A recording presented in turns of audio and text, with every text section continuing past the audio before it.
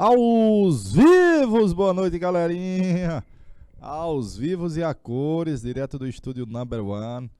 Pra toda a galera do Etapa 6, rapaz. Tio Flávio das histórias com a galera do Etapa 6 de Betânia. Bom Jesus, sejam bem-vindos, Bom Jesus. Terra boa, viu? Terra boa, Bom Jesus. Eu tenho um irmão que morou em Bom Jesus uns 3 anos, trabalhando no Banco do Brasil. Alô, Dom Inocêncio, terra boa.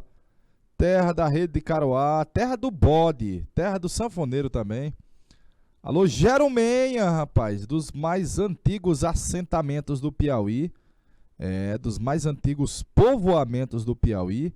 Jerumenha, terra boa, viu? Eu acho que era o Arraial dos Dávilas, lá na cidade de Jerumenha. Dos Dávilas. Alô, Betânia, alô, Bom Jesus, alô, Dom Inocêncio, alô, você que nos assiste também pela plataforma, vai aí pelo YouTube, vai fazendo os comentários, vai dando um ok. Ô, tio, tô aqui em tal lugar, cidade X, cidade Y, pra gente poder dar um alô daqui para os nossos colegas, professores mediadores também, nos vários polos, do PI. Alô, Betânia 3 e 6, Betânia do Piauí, terra boa também, de boa na lagoa. Vamos começar? É um choque entre os índios e os portugueses. Vamos dar um fatality nos portugueses. Vem pra cá, seu portuga, seu fela da gaita. Fela da gaita, filho de uma mãe. Conflitos entre índios e europeus e portugueses. Identificar fatores contribuintes à mortandade dos povos ameríndios, índios americanos, depois dos contatos com os europeus e os conflitos com os europeus, vero. E os conflitos com as potências europeias. Eu venho lá do sertão, eita, acaba aqui vem lá das cambroengas do sertão, viu, Bom Jesus? Ele vem lá das cambroengas do sertão, Bom Jesus. O sotaque de catingueiro ele não largou ainda, viu? Esse bicho é catingueiro, viu? Eu tenho um colega aqui, professor interessante, esse Flávio é catingueiro, viu? Ô bicho catingueiro, viu? Eu digo é verdade, eu venho lá da Caatinga, viu? Vamos lá. Por que chama índio de índio? Já é uma violência. Por que chama índio de índio? É uma violência. Porque se estabelece que os índios do Piauí são idênticos aos índios dos Estados Unidos. É mentira. Como se os índios do Brasil fossem iguais aos astecas del México. É mentira. Ou aos índios do Peru, dos Incas, também é mentira. Ora, na época dos descobrimentos, primeiro quem fez não foram os portugueses, viu? É bom esclarecer. Quem fez primeiro foi Cristóvão Colombo. Um italiano que veio à América e, entre aspas, descobriu a América, a serviço de la Spanish, e ele pensou que tinha chegado nas Índias. E a denominação foi mantida, galerinha. Os portugueses prorrogaram isso. É errado. É muito errado. Porque aqui tem um índio tupiniquim. E aqui tem um indiano, velho. Eu procurei a dedo essa imagem aí. E não tem nada a ver, galerinha. São completamente díspares diferentes. Nós temos essa distribuição aí dos povos indígenas. Eu gosto dessa imagem para poder a gente perceber que havia no Nordeste índios que tinham a língua do Caribe. Olha aí, ó. Eram os índios pimenteiras, mas predominava no litoral os tupi. Foram os primeiros que os portugueses, vamos dizer assim, os primeiros que os portugueses aprenderam a língua. Os tapuias do interior. E aqui, ó, Cariri que eu amo, Cariri que encanta e sou louco por ti. Cariri que eu amo, Cariri que encanta e sou louco por ti. Eu coloquei um mapazinho ao lado para você ver aqui, galerinha, como não há no Piauí nenhuma tribo indígena reconhecida pelo Estado brasileiro, pelo DF em Brasília, E não há reservas indígenas. No Maranhão tem, ó. No Maranhão tem, mas no Piauí, nadex, nadex, nadex. Mas tem índios, olha. Eu coloquei no mapa mostrando ali ao lado que não há reservas indígenas no Pi, mas nós temos índios. Vamos ver o resultado do censo desse ano, que eu acho... Alô, meu amigo Denilson Santana, rapaz, lá do sertão, lá de Bonfim do Piauí, terra boa. Meu amigo Denilson, Bonfim do Piauí. Vamos ver o resultado do censo desse ano, que eu acho que vai aumentar a quantidade de pessoas que se declara índios. Eu acho que vai ter um aumento sobremaneira considerável, né? Do último censo, de 12 anos para cá, o último censo foi quase 900 mil. Foi 817 mil. Vamos dizer que esse ano vai passar de 1 milhão? Vamos torcer, né? Que passe de 1 milhão. Tá aí os vários povos indígenas, tem diferença na arte plumária, diferença na pintura corporal, nos adereços que você tem no corpo, nos pingentes, nos pigmentos, na pintura, nas tangas, nas saias. Bom, inenarráveis. Então você dizer que todos esses povos aí são índios como se eles fossem o mesmo povo é uma afronta, né, não? Como se fossem iguaizinhos é uma afronta. Você, por exemplo, na Europa chama português. Você chama alemão. Um portuga não tem muito a ver com o alemão. Igualmente, um índio do Amazonas não tinha muito a ver com o índio do Rio Grande do Sul. Tchê. Eles eram completamente diferentes. Em tempos antigos, meu amigo Daniel Munduruku, ó, é um dos grandes expoentes ainda na atualidade de propagar a cultura, a defesa dos povos originários dos índios. Em tempos antigos, homens e mulheres sentavam-se ao redor do fogo para contar suas façanhas diárias. Lá no interior fizemos muito isso, quando na casa do meu avô Raimundo Coelho ainda não havia energia elétrica, que era só no candeeiro. Ora, quase todo dia no terreiro lá na frente, terreiro é a parte da frente da casa. Quase todo dia no terreiro a gente tava lá com a fogueirona levantada, acesa, contando os causos. Contava-se sobre a luta contra um animal feroz, o susto de que encontrar um ser grande na floresta. Aí você sabe que essas narrativas aí se tornam gloriosas, grandiosas, e muitas vezes elas evoluem para o mito. Evoluem para os mitos e para os contos, né? Narra o ocorrido, gerava a certeza de um pertencimento ao universo em que se vivia. Todos compreendiam que o universo e os índios se entendiam como membros desse universo. Era uma verdadeira infinita teia. Era uma verdadeira infinita teia. De boa? De boa na Lagoa. Alô, dona Camila. Boa noite, senhora de São João do Piauí. Camila. Lá da terra de São João do Piauí, a terra dos Cantareira. É a terra da barragem da Nica. Diferentes culturas, línguas, formas de organização sociopolítica, ritual, cosmologia, cosmogonia, mito, arte, habitação, natureza, forma de organização familiar, formas de relação homem-mulher, trocentas formas diferentes, religiões diferentes, rituais diferentes, relação com a natureza também não era igualzinho, uns produziam na agricultura, outros não produziam, e você está vendo aí a imagem só de crianças indígenas, todas completamente diferentes. Vamos dizer que meu amigo Darcy Ribeiro, um grande antropólogo, dizia, tem um elemento que monta a identidade indígena, é a íntima relação que ele tem com a natureza.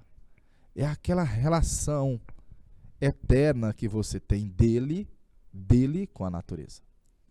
Visto isso, vamos para frente, né? Vamos para frente. Tá aí, imagem romantizada, tal. Quando os portugueses chegaram, olha, tá aqui o Cabral chegando, declarado que tá descoberto o Brasil. Hoje nós temos apenas uma pequena cifra. Veja que no ano de 2010 não foi nem 850, foi 817 mil. É uma Teresina, né? É apenas uma Teresina em população, bom Jesus. De boa? 4 troncos linguísticos principais, G, Tupi, Aruaque, Caraíba, e também o Cariri. Eu vou botar mais um, ó, Cariri, de índios aqui na região do interior nordestino. E uma variedade que nós já vimos na semana passada, olha, de línguas, de ritualística, de formas de sobrevivência. Você pega uma maloca guarani, na região do Paraguai, na divisa com o Brasil, você pega uma maloca guarani, é completamente diferente de algumas ocas dos índios que viviam no Vale Amazônico. Semana atrasada, não sei se a galerinha viu a reportagem, mas um índio de um grupo étnico que se mantinha isolado e foi detectado há uns 15 para 20 anos atrás, que dormiu nos buracos, né? O último remanescente deles foi encontrado numa rede, morto, né? Infelizmente. Ali é uma forma de sobrevivência diferente que você tem ainda hoje.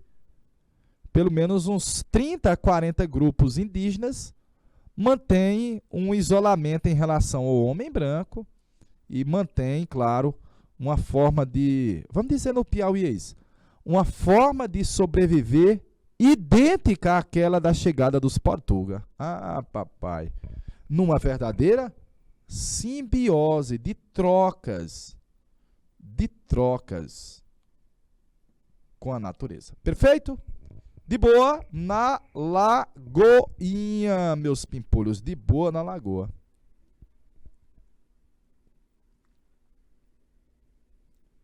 Alô, galera de Betânia. Betânia é região produtora de queijo. De queijo, é. Aquela região ali de Jacobina, Patos. É uma área produtora de queijo. Tem uma tradição ali no Pernambuco que é uma tradição de produzir queijo, viu? Queijo. Os índios, eu botei assim, ó. A colonização vai resultar num verdadeiro genocídio indígena. Cuidado que não é só no Brasil, viu? Veja que o século XX é um século de guerras onde o homem potencializou, vou botar uma potência lá em cima, ó, potencializou a forma de matar. O homem no século XX, na Primeira Guerra, na Segunda Guerra Mundial, o Stalin, Mao Tse Tung, o Hitler, o Holocausto, é uma mortandade sem tamanho. Mas eu vou lhe dizer que ela tem um tamanho, ela tem um parâmetro. Sabe por quê? Entre a primeira chegada de um europeu na América, Cristóvão Colombo aqui, ó, e o ano de 1600, é um século. É como o século XX. E ao longo desse século, chamado século XVI, nós tivemos um verdadeiro genocídio de povos indígenas que foram exterminados, que foram escravizados, que foram expulsos de suas terras. No piauiês, o colono chega aqui numa ganância por riquezas. Você acha que o português, o espanhol, o francês, o inglês que veio para a América do Norte, ele vinha para ser bonzinho com a população nativa? Não. Ele veio que ele quer ser rico. Ele quer sugar riquezas. Não interessa, meus pimpolhos, quem esteja à sua frente ou o que esteja. Interessa é a riqueza. Então, fruto de guerras, de massacres armados, de obrigação do trabalho, que você pode fazer uma analogia com a escravidão, da imposição da cultura feita pelos padres jesuítas, que nós vimos na semana passada. Os padres jesuítas organizavam as missões, as reduções, e não tinha como. As doenças, o abandono das práticas culturais, a proibição de ir à floresta, deixar de ser nômade, tudo isso, meio que o índio deixava de ser índio, ele vai morrendo por dentro. A ocupação das suas terras provocava fome, notadamente hoje você tem um avanço, por exemplo, dos madeireiros, dos grileiros, dos caras que estão no garimpo. Eu vou botar aqui, ó, atualmente, ó. Madeireiros. Criadores de gado. Garimpeiros. Só para você ter ideia, garimpeiros, que são aqueles que têm adentrado em reservas indígenas. Essa semana a gente teve caso aqui no Maranhão de índios que foram mortos em choque com madeireiros. O detalhe é que eles foram mortos dentro de uma reserva indígena. Aí eu botei, ó. Além disso, o colonizador europeu, o Portuga, estimulava as guerras intertribais. Geralmente, ele alimentava uma rivalidade, fortalecendo um grupo indígena étnico, dando arma, armando um grupo étnico para poder enfrentar o outro. Fazia isso? Fazia. Da mesma forma faziam no continente africano com, evidentemente, os povos africanos. E uma penca de doenças, galerinha. As doenças mataram demais. Os índios não tinham a proteção imunológica, foi uma espécie de guerra, vamos dizer assim, bacteriológica. A varíola, a tuberculose, a sífilis, a gripe, pneumonia. Meu amigo batava demais. Tio, essa varíola, essa mesma que voltou agora? Não, agora é uma varíola com uma variante nova. Ela vem do continente africano e foi apelidada de varíola dos macacos. Varíola dos macacos, meus pimpolhos. De boa? Faça o print, viu? Importante esse slide aí, que nós começamos com aquele objetivo e um deles era entender alguns fatores contribuintes ao genocídio indígena. Eu estou lhe citando alguns aí. Tá aí os índios sendo escravizados pelos bandeirantes paulistas. Os índios sendo escravizados pelos bandes de São Paulo. Você sabe que lá no estado de São Paulo, os bandeirantes são enaltecidos. São, vamos dizer assim, heróis estaduais, desbravadores, conquistadores. Descobriram o ouro nas minas e mataram muito índio. Olha aí as guerras e guerrilhas. Os índios tentando reagir. Crianças que são acometidas por doenças, infelizmente ainda hoje nós o temos. Mais uma outra imagem, você está vendo aí que é um grupo de índios que está escoltando outros índios. E se você perceber, esse cara tem diferença dessa moça. Deu para ver, ó? Esse cara tem diferença dessa moça. Os portugueses estimulavam essas diferenças e rivalidades entre os índios, e você está vendo que ele está armando um grupo para poder escravizar outro. Armando um grupo para escravizar outro. Perfeito? Vou acelerar, ó. Resultou nessa hecatombe. Voltamos da década de 50, desde o Getúlio Vargas e o Juscelino, uma recuperação tímida. Então, estou apostando que no censo de 2022 nós tenhamos a cifra de 1 milhão. Vamos torcer para que chegue, né? Na cifra de 1 milhão. Passando. Vamos ter trocentas formas de resistência e de conflitos dos índios com os portugueses. Os índios lutam pelo direito à terra, ainda hoje, pela garantia do direito de liberdade, ainda hoje. São os povos originários que do litoral migraram para o interior. Então, se você for ver hoje onde nós temos mais índios, é na região que o homem branco menos penetrou, menos conseguiu ocupar, que é o Vale Amazônico. E eu posso dizer que o Vale Amazônico se tornou uma espécie de refúgio. Fuga, refúgio. De refugiados. Preservando jogos e brincadeiras, ainda hoje, claro, como também instrumentos musicais, aspectos culturais, culinários, as danças, rituais, as histórias dos mais velhos, em alianças militares. Opa, nós vamos ver já já.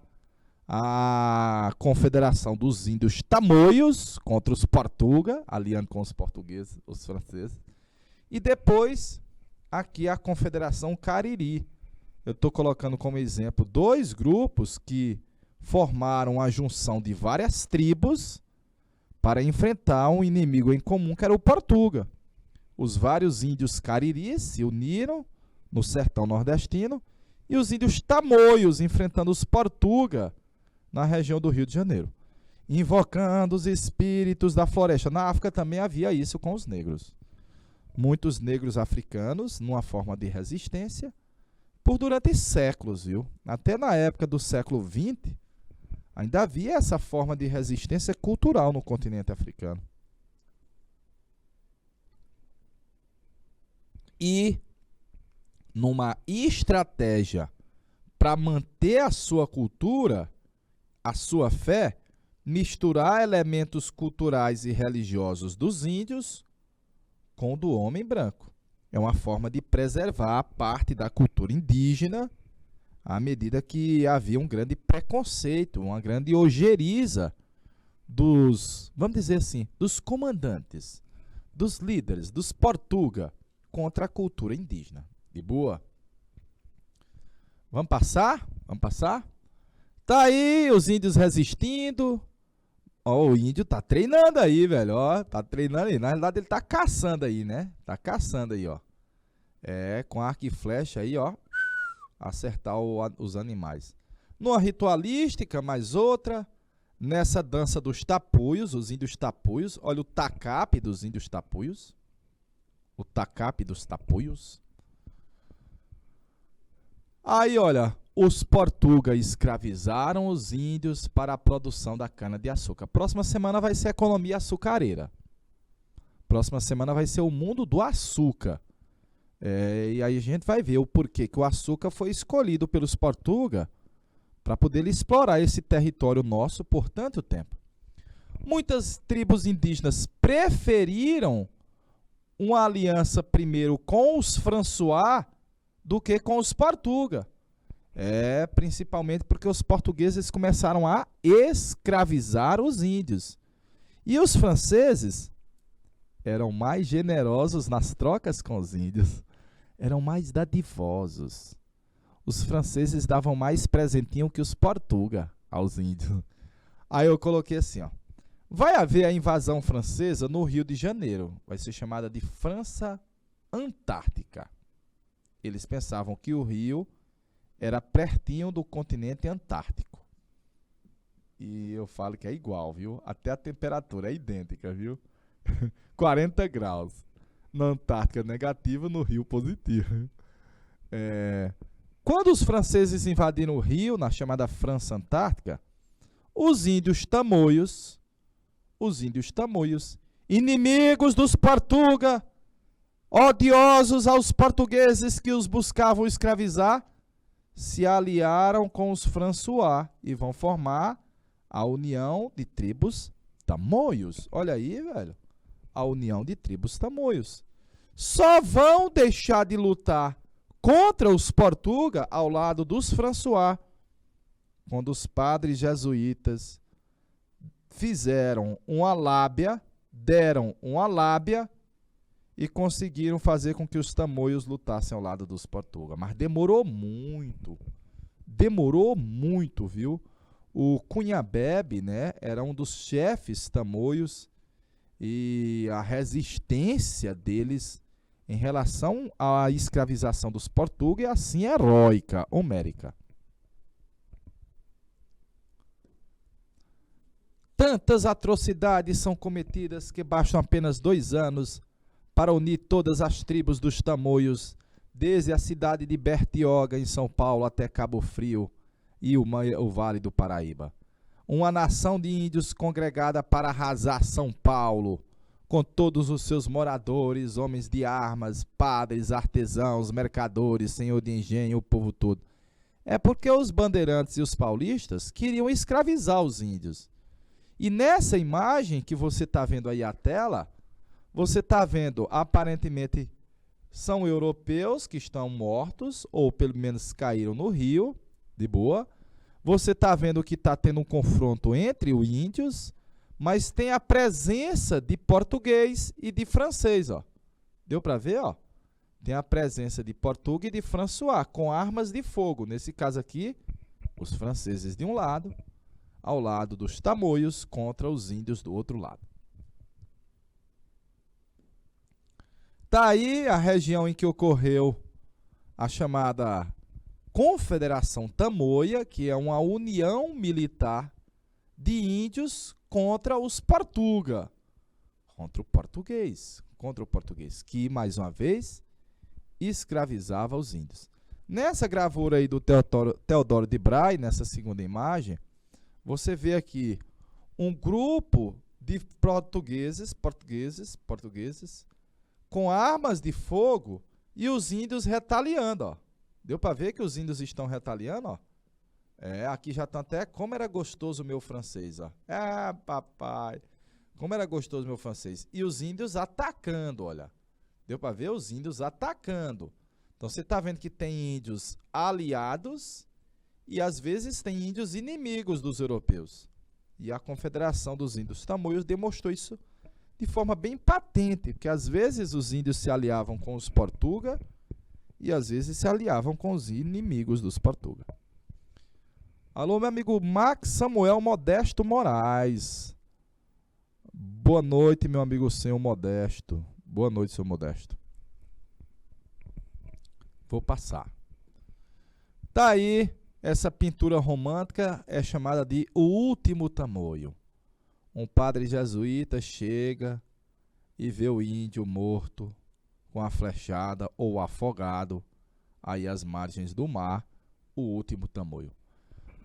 Não são os goianazes maliciosos, nem falsados, antes simples e bem acondicionados e facílimos de crer em qualquer coisa. É gente que não gosta de muito trabalho, muito molar. Não usam entre si a lavoura, vivem da caça que matam e do peixe que tomam dos rios, das frutas silvestres que o mato dá. São grandes flecheiros e inimigos da carne humana, porque haviam os tupinambá do litoral que eram comedores de carne humana. Eram, vamos dizer assim, antropófagos. Não matam aos que cativam, mas aceitam-nos por seus escravos. Se encontram com gente branca, não fazem nenhum dano. Muitas vezes se tornam uma boa companhia.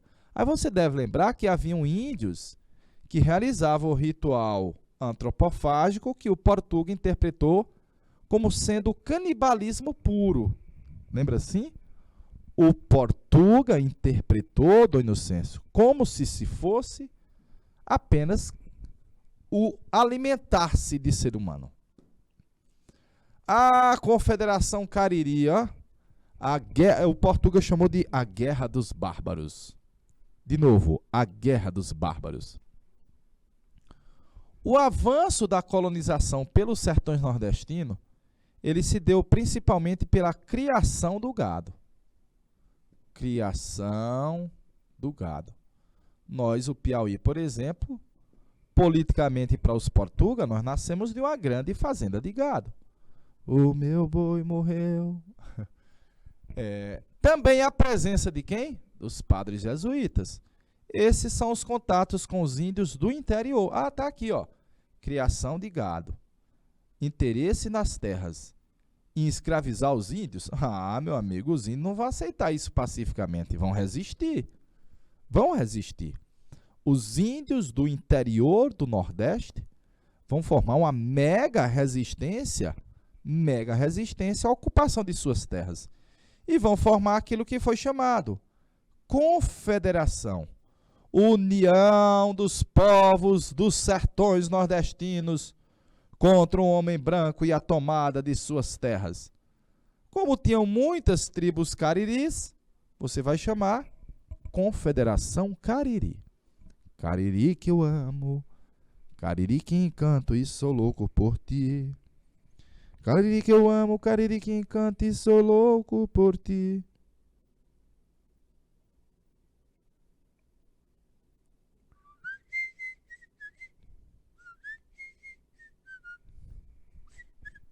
Vamos lá, vamos passar. Tá aí uma Aldeias de Caboclo. Nessa pintura do Jean-Baptiste Debré, você já vê que começa um processo de aculturação e que junto com o índio que está trazendo a onça, estão vindo um grupo de caçadores ou escravizadores. Caçadores ou escravizadores. Também chamada de Guerra dos Bárbaros. Guerra dos Bárbaros. Claro que quem deu o nome Guerra dos Bárbaros não foram os índios, foram os Portuga. É uma grande resistência que nós tivemos dos Cariris aos Portuga. É uma longeva resistência, que dura 30 anos. Ó. É uma longeva resistência dos Cariris aos Portuga. Desde o sertão do São Francisco até nos confins do Pernambuco, Bahia, Maranhão e Ceará. É uma vasta área de reunião de povos indígenas que se aliam contra o invasor. Então, união militar, vou botar que é uma espécie de aliança. É uma espécie de aliança dos povos indígenas, de várias tribos, para tentar dar um fatality no Portuga. E essa imagem aí você está vendo os botocudos, né? Os botocudos.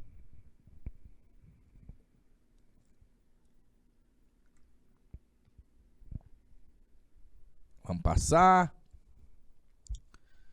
A confederação foi destruída tanto pela atuação dos colonos nordestinos, quanto pelos criadores de gado e pelo famoso Domingos Jorge Velho. Eu acabei de lhe dizer que lá em São Paulo os bandeirantes são vistos como heróis. Olha aí essa tela do Benedito Calixto mostrando Jorge Velho na pompa, no poder, na glória. Fundou São Paulo e matou muito índio. Muito índio. Ele teve inclusive no Piauí. Aqui no Piauí ele deu um fatal, tem muitos índios na região de Valença. E na região também, claro, de Floriano. De Valença para Floriano, Oeiras, o Jorge Velho matou, escravizou ou expulsou muitos povos indígenas. Hoje se sabe, por exemplo, que os índios timbiras que viviam na região de Floriano, no Piauí, foram acossados pelo Jorge Velho mais ou menos nessa época. Depois de matar, foi uma matança no Piauí, ele foi combater os Cariris no Ceará, no sertão cearense, os Janduíns no Rio Grande do Norte, quando finalmente foi contratado para destruir o quilombo de Palmares. Era um bandeirante que tinha muita afinidade com os sertões, muita intimidade com a luta contra o índio, contra o negro, e foi contratado várias vezes para, entre aspas, realizar serviços no sertão. Então, ainda hoje, a gente pode dizer que os índios lutam por direitos. De novo, os índios lutam por direitos. É uma luta centenária, né? É uma luta centenária. A nossa Constituição finalmente reconheceu os direitos aos povos indígenas. As terras dos ancestrais poderiam se transformar em reservas indígenas. De novo, reservas indígenas. Depois que a Constituição foi promulgada com a garantia de direitos aos povos indígenas, galerinha, evidentemente nós passamos a ter uma luta pelo reconhecimento dessas terras. E essa luta, no Piauí, ela se mantém até hoje. Dessa luta você tem que enfrentar o governo, derrota, os madeireiros, os grileiros, a bancada ruralista em Brasília, que ela é muito forte, ela tem um peso muito grande. A bancada ruralista diz que é terra demais para índio de menos no discurso deles.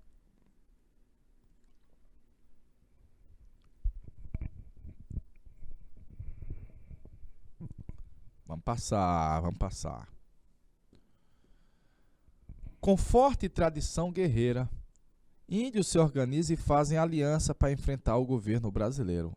absurdo. Século XXI, enfrentar o governo brasileiro.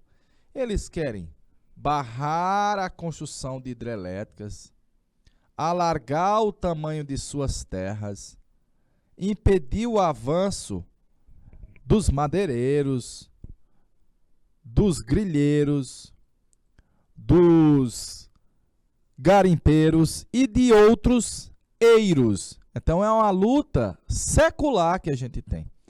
Mesmo assim, eu costumo dizer que nós tivemos uma mega herança, graças a Deus, essa mega herança dos índios, várias.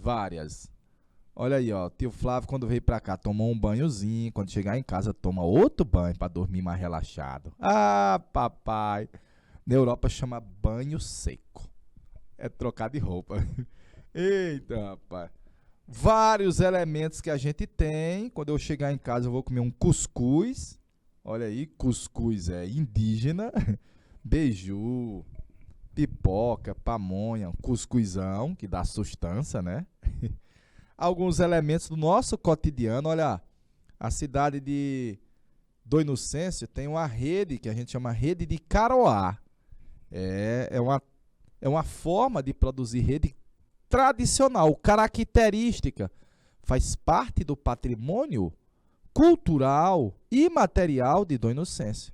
A rede de Caroá. Só tem lá, viu, velho?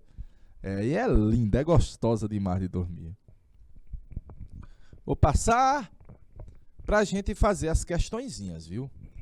Não havia possibilidade alguma de uma coexistência pacífica e sem alterações culturais entre eles, os índios e os portugueses, e por isso ocorreu uma dominação de uma cultura sobre a outra, a do europeu sobre o índio.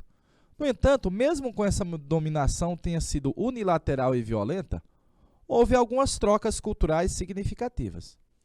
O encontro dos povos indígenas com os europeus e os resultados do processo de colonização foram decisivos para a retração populacional e a dizimação de muitas tribos nativas.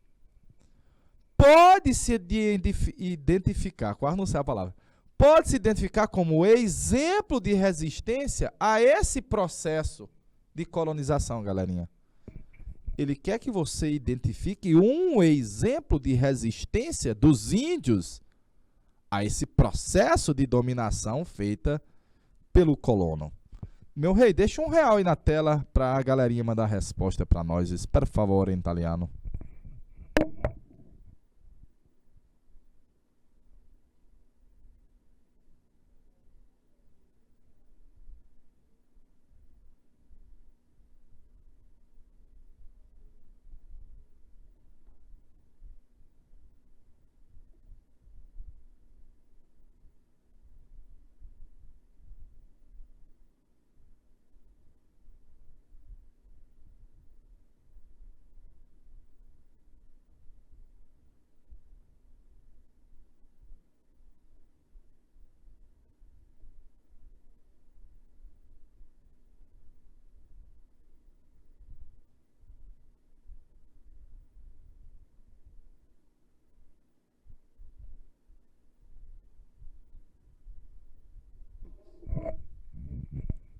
Ok, vamos lá. Deixa eu ver se tem resposta. Vamos lá. Resistência indígena. Exemplo como resistência indígena. Ação pacificadora com os agentes europeus? Não. Incorporação do universo produtivo de origem europeia?